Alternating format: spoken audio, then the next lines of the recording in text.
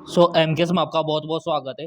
आज के जो मल्टीपल चॉइस क्वेश्चन है काफ़ी इंपॉर्टेंट है और इन सभी को डायग्राम की मदद से हम समझने की कोशिश करेंगे। तो चलिए, यहाँ पर पहला क्वेश्चन है कि थायरोक्सिन का अल्प स्त्रवण उत्पन्न करता है, यानी कि हाइपोसिग्रेशन ऑफ थायरोक्सिन, यानी कि थायरोक्सिन हार्मोन की कमी से कौन सा रोग होता है, ये आपको बताना है।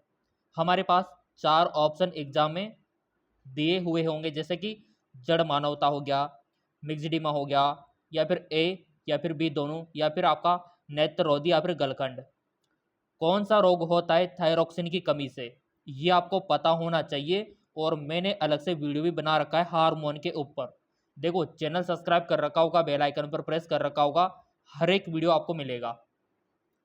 तो थायरोक्सिन का अल्प स्त्रवण, तो इसकी कमी से होता है आपका जड़मानवता और मिक्सडीमा, यानी कि क्रेटिनिज्म और मिक्सडीमा रोग होता है थायरोक्सिन की कमी से। अब यहाँ पर समझने वाली बात है कि आपका जड़मानवता क्या होता है और मिक्सडीमा क्या होता है। तो इसको देख लेते हैं कि ये रोग किस प्रकार के दिखाई देते हैं। जैसा कि आप यहाँ पर देख पा रहे होंगे, ये है आपका क्रेटिनिज्म, ठीक है। और ये है आपका, जैसा कि नेत्र में किस प्रकार सूजन हो रही है और इसमें पैरों में भी सूजन हो जाती है। तो हाल ही में आपने देखा मिक्सडीमा, तो मिक्सडीमा यानी कि सूजन, तो ये आपका मिक्सडीमा। और ये है आपका जड़ मानवता, ठीक है। जड़ मानवता में इस प्रकार के लक्षण दिखाई देते हैं और मिक्सडीमा में सूजन दिखाई देती है आंखों के नीचे भी, और पैरों में भी सूजन दिखाई देती है मिक्सडीमा में। ये थायरोक्सिन हार्मोन की कमी से होता है। आई होप आपको समझ में आ गया होगा। यहाँ पर इसी वजह से इसका जो राइट ऑप्शन होगा, यहाँ पर जड़ मानवता भी होगा और मिक्सडीमा, या फिर ए दोनों, ठीक है। तो आप एग्जाम में ए और बी दोनों करके आओगे, ठीक है, यानी कि ऑप्शन सी इसका राइट ऑप्शन हो जाएगा। अगला है आपका कि स्तनीय हृदय का कौन सा भाग पेस मेकर का काम करता है। Which part of mammal heart act like pacemaker. तो ऑप्शन है A V node, S A node, S V node, या फिर पुरकंजे फाइबर। ये आपने एनसीईआरटी में पढ़ा होगा और क्वेश्चन आपके एनसीईआरटी के अकॉर्डिंग ही बनते हैं। और जितने भी हम प्रैक्टिस करवाएंगे वो एनसीईआरटी के अकॉर्डिंग ही रहेगी। यानी कि कहने का मतलब है कि काफ़ी सारे क्वेश्चन आपको इसी प्रकार के देखने को मिल जाएंगे एग्जाम में। तो सब्सक्राइब करने वालों को बड़ा फायदा यहाँ पर होने वाला है। कौन सा भाग पेस मेकर का काम करता है, तो इसका राइट ऑप्शन हो जाएगा आपका एस ए नोड, ठीक है। एस ए नोड आपका जो होता है ये आपके पेस मेकर का काम करता है और ये आपके ऑप्शन बी में दे रखा है। तो इसका राइट ऑप्शन हो जाएगा ऑप्शन बी, यानी कि एस ए नोड। डायग्राम से इसको समझ लेते हैं थोड़ा सा। जैसा कि आप यहाँ पर देख पा रहे होंगे, ये है आपके हार्ट का डायग्राम, यानी कि आपके हृदय का चित्र। तो यहाँ पर इंपॉर्टेंट डायग्राम होता है बायोलॉजी में, इसमें एस ए नोड होता है, ठीक है, और एक होता है ए बी नोड। तो यहाँ पर आपका जो पेस मेकर का काम करता है वो करता है आपका एस ए नोड, यहाँ पर दे रखा है। तो इसी प्रकार आपको हर एक पार्ट पता होना चाहिए। वेंट्रिकल कहाँ पर होते हैं, पुरकंजे फाइबर कहाँ पर होते हैं, एट्रियम कहाँ पर होता है, ये इस प्रकार डायग्राम से क्वेश्चन बन जाते हैं, ठीक है। तो यहाँ से क्वेश्चन बन गया कि पेस मेकर का कौन काम करता है, एस ए नोड। क्लियर। इसी कारण इसका जो राइट ऑप्शन होगा आपका बी, एस ए नोड। अगला है आपका, और ये तो आपने अच्छे से पढ़ा होगा, इंसुलिन किसके द्वारा स्रावित होता है। इंसुलिन इज सिगरेट पाई। तो यहाँ पर आपको पता होगा कि हमारे जो अग्नाशय ग्रंथि है, हमारे जो पेनक्रियाज ग्लैंड है, उसमें तीन प्रकार की कोशिकाएं होती है। कितने प्रकार की, तीन प्रकार की कोशिकाएं होती है, अल्फा, बीटा, गामा। और तीनों से अलग अलग हार्मोन एंजाइम सिक्रेट होता है। तो यही आपको पता होना चाहिए कि अग्नाशय के अल्फा से कौन सा होता है, बीटा से कौन सा होता है और गामा से कौन सा होता है। ये तीनों आपको पता होना ही चाहिए। एग्जाम में कहीं से भी क्वेश्चन बन सकता है। आपके नॉलेज के लिए मैं आपको बता दूं कि अग्नाशय के अल्फा से तो होता है आपका ग्लूकागोन हार्मोन, ठीक है। अभी मैं आपको डायग्राम भी दिखाऊंगा ताकि आपको समझ में आ जाए, जिंदगी भर नहीं भूलोगे आप। ग्लूकागोन, ठीक है। और बीटा से क्या होता है आपका इंसुलिन, इंसुलिन क्या है? हार्मोन, ठीक है। ये आपका इंसुलिन होता है जो कि कंट्रोल करता है शुगर को। अगला है गामा, तो गामा से होता है सोमेटोस्टेटिन हार्मोन। तो डायग्राम मैं आपको दिखा देता हूँ, उससे आपको अच्छा याद रहेगा। जैसा कि यहाँ पर आप देख पा रहे, ये तीनों कोशिका यहाँ पर दे रखी है पेनक्रियाज की, यानी कि अग्नाशय की। तो यहाँ पर अल्फा कोशिका, ठीक है, इससे क्या हो रहा है? ग्लूकागोन हार्मोन, ठीक है। बीटा से क्या हो रहा है? इंसुलिन। और गामा से क्या हो रहा है आपका? सोमेटोस्टेटिन, ठीक है। तो ये तीनों कोशिकाओं का काम आपको पता होना चाहिए, ठीक है। अगर ये तीनों आपको पता है तो तीनों क्वेश्चन अगर आ जाए तो आप कर दोगे। तो इंसुलिन का पूछा है हमसे, तो इंसुलिन का तो बीटा कोशिका से होता है, तो बीटा कोशिका से होता है तो इसका राइट ऑप्शन भी बीटा कोशिका बी वाला हो जाएगा। क्लियर? बढ़ते आगे की ओर। अगला है आपका, बहुत इंपॉर्टेंट है कि अस्तनियों में मेट्रिल वाल, यहाँ पर इंपॉर्टेंट है मिट्रल वाल, किसके मध्य छिद्र की देखरेख करते हैं? मिट्रल वाल आपने पढ़ा होगा, mitral valve in mammalian guard the opening between. यानी कि ये मिट्रल वाल कहाँ पर होता है? हृदय में तो होता है, बट ये कहाँ पर होता है?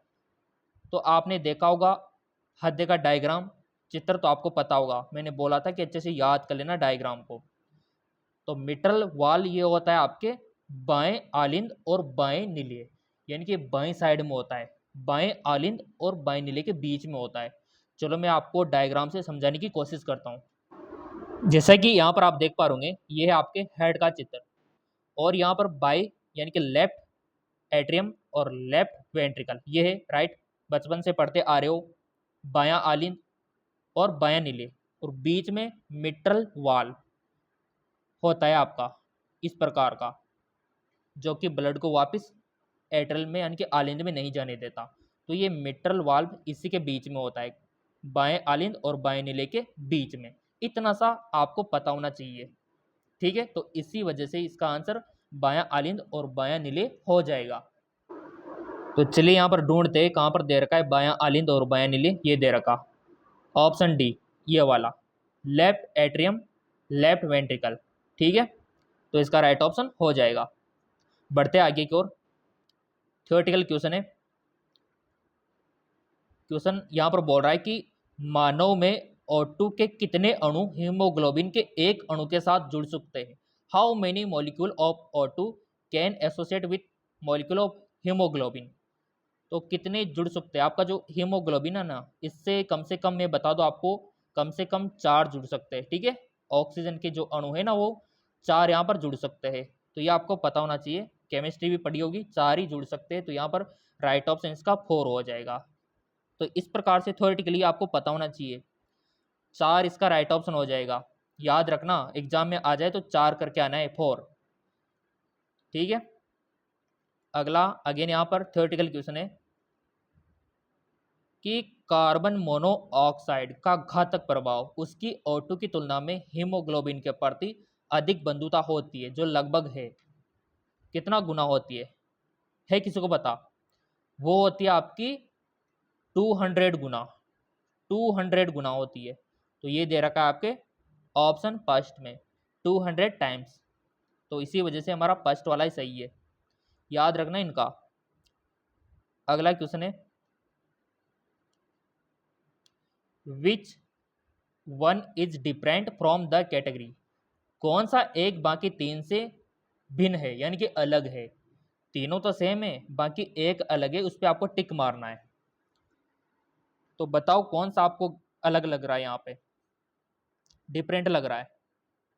तो मेरे को यहाँ पर लग रहा है टाइलिन। क्यों लग रहा है? क्योंकि यहाँ पर गैस्ट्रिन क्या है? हार्मोन है। ग्लूकागोन भी क्या है? हार्मोन है। सिगरेटिन भी क्या है? हार्मोन है। ये तीनों तो हार्मोन है, जबकि ये छोटा जो टाइलिन है, ये तो बेचारा क्या है? एंजाइम है। क्या है? एंजाइम। तो इसी वजह से ये अलग यहाँ पर रहने वाला है टाइलिन। आंसर भी आप देखोगे तो आपको टाइलिन ही, ठीक है, टाइलिन। ये एक प्रकार का एंजाइम है, बाकी तीनों हार्मोन है, ठीक है। तो इस प्रकार से आपको दिमाग लगा के टिक लगाना होता है। बढ़ते आगे की ओर। और ऐसे तैयारी तो हम करवाएंगे, बिल्कुल भी चिंता नहीं करनी है। आपके लिए अलग से 2 और चैनल हमने ओपन कर रखे हैं, लिंक नीचे दे रखा है डिस्क्रिप्शन में, वहाँ पर भी ऐसी प्रैक्टिस हम करवाएंगे। कुल मिला के सिलेक्शन दिलाना है आपको, और जब तक आपका सपोर्ट रहेगा तैयारी हम करवाते रहेंगे। अगला क्वेश्चन, मानव भोजन में लंबे समय तक निकोटिन एसिड यानी कि नियासिन की कमी से होता है। अब यहाँ पर आप कंफ्यूज हो गए होंगे कि नियासिन क्या होता है, निकोटिन एसिड क्या होता है। तो मैंने आपसे बोला था कि विटामिन के केमिकल नेम याद कर लेना। इसके ऊपर वीडियो भी मैंने बना रखा है, चैनल सब्सक्राइब कर रखा होगा, बेल आइकन पर प्रेस कर रखा होगा तो आपको मिल भी गया होगा। ये विटामिन के केमिकल नेम यहाँ पर दे रखा है। तो मैं आपको बता दूं कि आपको केमिकल नेम पता होना चाहिए, और उसके लिए जो डायग्राम मैं आपको दिखा रहा हूँ वो आपको आना चाहिए, तभी आप सारे विटामिन को केमिकल नेम याद कर सकोगे। जैसा कि यहाँ पर आप देख पा रहे, ये सभी विटामिन है आपकी ए से के तक, तो इसको केमिकल नेम को याद रखना है आपको। अब आप बोलेंगे सर कैसे रखे, तो एक ट्रिक है, रत एक टॉपी। क्या है? रत एक टॉपी, यानी कि र से तो रेटिनॉल, थ से थायमिन, ए से एस्कॉर्बिक अम्ल, और क से कैल्सिफेरॉल, और टो यानी कि टोकोफेरॉल, पी फिलोक्विनोन। हो गया काम। तो ऐसे आपको रासायनिक नाम याद रखना है रत एक टॉपी ट्रिक से। हाँ, रत एक टॉपी ट्रिक से आपको याद रखना है, ये केमिकल नेम होते हैं। विटामिन ए का, बी का, सी का, डी का, ई का, ई सभी का याद रखना होगा आपको। एग्जाम में पूछा जा सकता है कि कैल्सो जो आपका एस्कॉर्बिक अम्ल है इसकी कमी से क्या होता है, तो आप समझ जाओगे विटामिन सी की बातें कर रहा है। टोकोफेरोल अगर दे दिया तो समझ जाओगे कि विटामिन ई की बात कर रहा है। तो ये याद होना बहुत ही ज़्यादा जरूरी है। अगला जो विटामिन होता है आपका विटामिन बी कॉम्प्लेक्स, यानी कि B1, B2, B3, B5। तो इनका एक अलग ट्रिक है, थोड़ा न्यू पेंट पर बसा। थोपोर, थायमिन, रापोर, राइबोफ्लोविन, न्योपोर, नियासिन। तो यहीं से पूछा गया है वो नियासिन। ठीक है। पेंट, पेंटाथोनिक अम्ल, पर पायरिडॉक्सिन, बायोटिन, साइनोकोबालिन। सिंपल। तो आपसे जो अभी क्वेश्चन पूछा गया था वो यहाँ से पूछा गया था कि नियासिन की कमी से, यानी कि विटामिन B3 की कमी से उसने पूछा है। क्वेश्चन को अगेन देख लो आप। ऐसे क्वेश्चन बनते हैं आपके एग्जाम में, और जिस विद्यार्थी ने ये सब पढ़ लिया तो सिलेक्शन तो वैसे हो जाएगा। नियासिन देखो, यानी कि विटामिन B3 की बात वो कर रहा है। तो B3 से क्या होता है? पेलेग्रा। पेलेग्राई तो होता है इसकी कमी से, B3 के बी की कमी से क्या होता है? B3 की कमी से पेलेग्राई होते हैं। मैंने आपको डायग्राम भी भेजा था टेलीग्राम पे, पेलेग्रा। ठीक है। अगला क्वेश्चन है, स्नायु एवं कंडराय किस प्रकार के उत्तक है, यानी कि आपका लिगामेंट और टेंडन किस प्रकार के उत्तक है, टिश्यू है। टिश्यू आपने पढ़ रखा होगा, 9th में भी पढ़ा होगा, 10वीं में भी, 12वीं में भी, 11वीं में भी। तो लिगामेंट और टेंडन किस प्रकार के उत्तक है, तो वो है आपके कनेक्टिव। ठीक है, क्या है? कनेक्टिव यानी कि संयोजी। अब यहाँ पर आपको क्लियर होना चाहिए कि स्नायु यानी कि लिगामेंट क्या होता है और कंडरा क्या होता है। ये बहुत ही ज़्यादा इंपॉर्टेंट है आपके लिए, लिगामेंट और टेंडन्स। तो इसको समझ लेते हैं पहले। जैसा कि आप यहाँ पर देख पा रहे होंगे, लिगामेंट का मतलब होता है कि हड्डियों को हड्डियों से जोड़ने वाला। सिंपल। हड्डियों को हड्डी से जोड़ने वाला कहलाता है लिगामेंट। सिंपल। और आपका जो टेंडन होता है वो होता है हड्डियों को मसल से जोड़ने वाला, टेंडन। ठीक है। तो ये बहुत ही बड़ा अंतर है। अगर हड्डियों को मसल से जोड़ेगा तो होगा टेंडन, अगर हड्डियों को हड्डियों से जोड़ देगा तो उसको बोलेंगे लिगामेंट। ये क्लियर होना चाहिए आपका। ठीक है। सो इसी वजह से इसका जो आंसर हो जाएगा वो हो जाएगा संयोजी उत्तक। अगला है आपका आरबीसी ऑफ मेमल्स, यानी कि अस्तनियों में आरबीसी का शेप आपको बताना है किस प्रकार का होता है। आपने देखा होगा जो आरबीसी हमारी होती है कुछ इस प्रकार की होती है। ठीक है, थोड़ा सा बीच में से ऐसा होता है। इस प्रकार के आरबीसी आपने देखे होगी हमारे ब्लड की। तो इसका शेप कैसा होता है? ऑप्शन है circular biconcave, Oval biconcave, circular biconcave, या फिर इनमें से कोई नहीं। तो बहुत ही सिंपल है। आरबीसी तो सबने देख रखी है, और सबने देख रखी है तो आपको पता भी होगा। तो वो होती है आपकी, क्योंकि इस प्रकार की, यानी कि ये तो होगी आपकी सर्कुलर। ठीक है, क्योंकि गोल है तो सर्कुलर हो गई, और उभरी हुई होती है इस प्रकार से कुछ, बीच में थोड़ा गड्ढा टाइप, तो वो हो गया बाइकॉनकेव।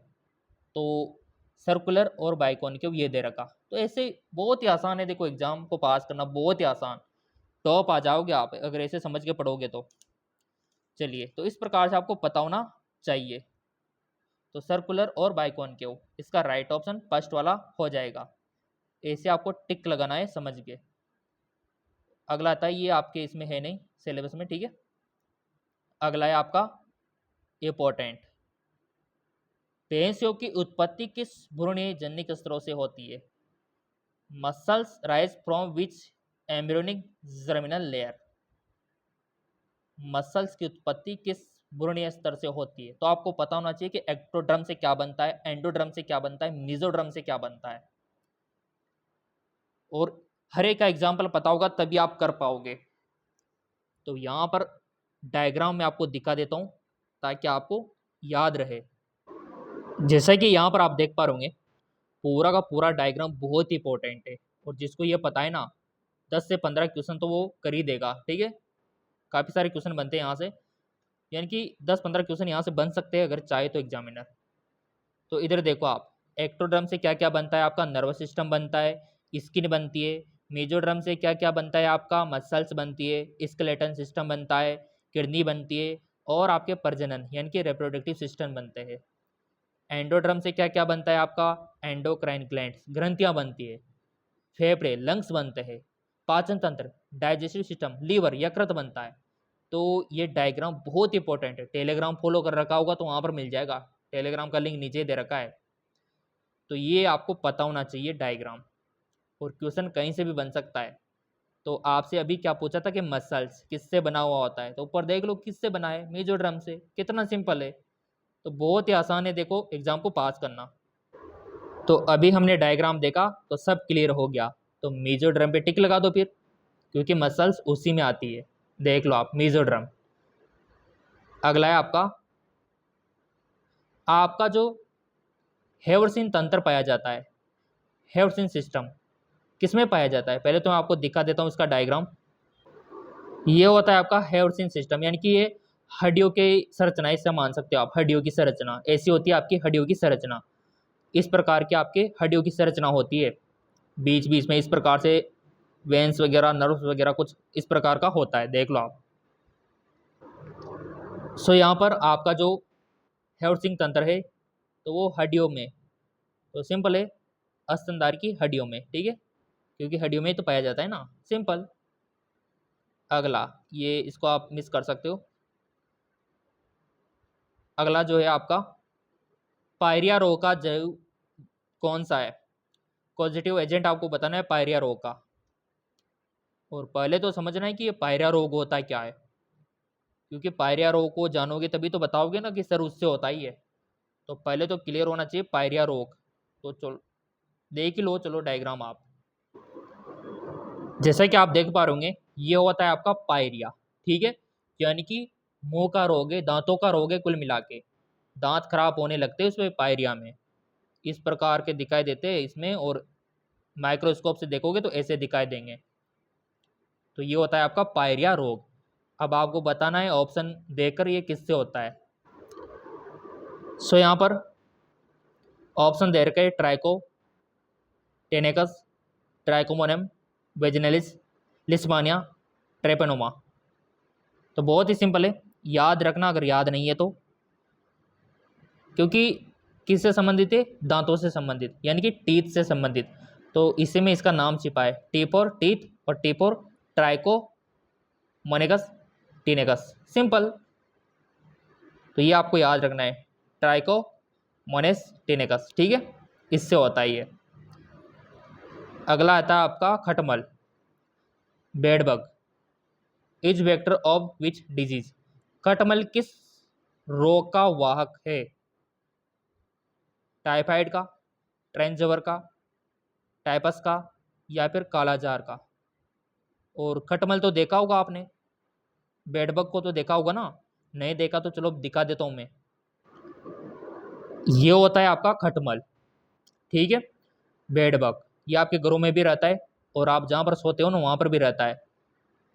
तो ये कौन से रो का वाक है, इतना सा आपको बताना है, क्योंकि आप जीव विज्ञान के विद्यार्थी हो तो हर एक जीव के बारे में पता होना चाहिए आपको।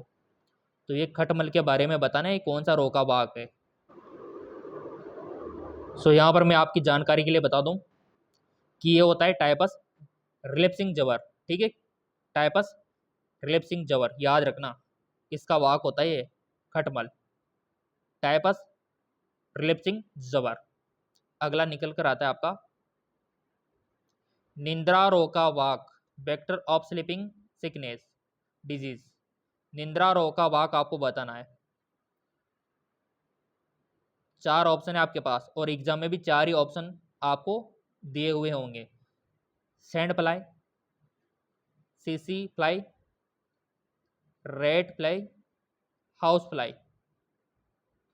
निंद्रा रोग का वाहक यानी कि जो निंद्रा रोग होता है ना, स्लीपिंग सिकनेस, वो किसके द्वारा होता है, उसका वेक्टर आपको बताना है, बहुत इंपॉर्टेंट है। तो इसका राइट ऑप्शन हो जाएगा सीसी फ्लाई। ठीक है, यानी कि सीसी मक्खी के द्वारा होता है। अब आप बोलेंगे सर ये कैसी दिखाई देती है सीसी मक्खी, क्योंकि घरेलू मक्खी तो सबने देख रखी है, आपके घरों में होती है, बट सीसी मक्खी चलो मैं दिखाता हूँ आपको।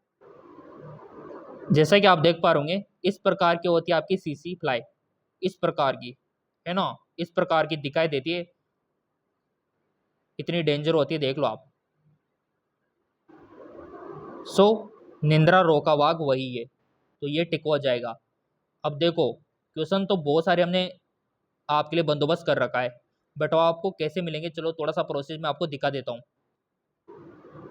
अगर आपको और भी यहाँ पर चाहिए ना तो बहुत ही आसान है। ठीक है, यूट्यूब पर आना, जेकल ऑन जॉब आप सर्च करना, जेकल ऑन जॉब। ठीक है, वैसे लिंक नीचे भी दे रखा है डिस्क्रिप्शन में। यहाँ पर इतने ज़्यादा मल्टीपल चॉइस क्वेश्चन मिलेंगे, इतने ज़्यादा इसी प्रकार के क्वेश्चन जिसकी कोई हद नहीं है। देखो आप, तो यहाँ से भी आप तैयारी कर सकते हो, लिंक नीचे दे रखा है। एक और चैनल है जिसका नाम है जीके एमसीक्यू एमके चैनल, यहाँ पर भी रोजाना प्रैक्टिस क्वेश्चन आपको नॉन स्टॉप मिलेंगे। चैनल को सब्सक्राइब कर लेना, लिंक नीचे दे रखा है, और अपनी तैयारी को और बेटर आप बना सकते हो। डिस्क्रिप्शन में लिंक दिया हुआ है।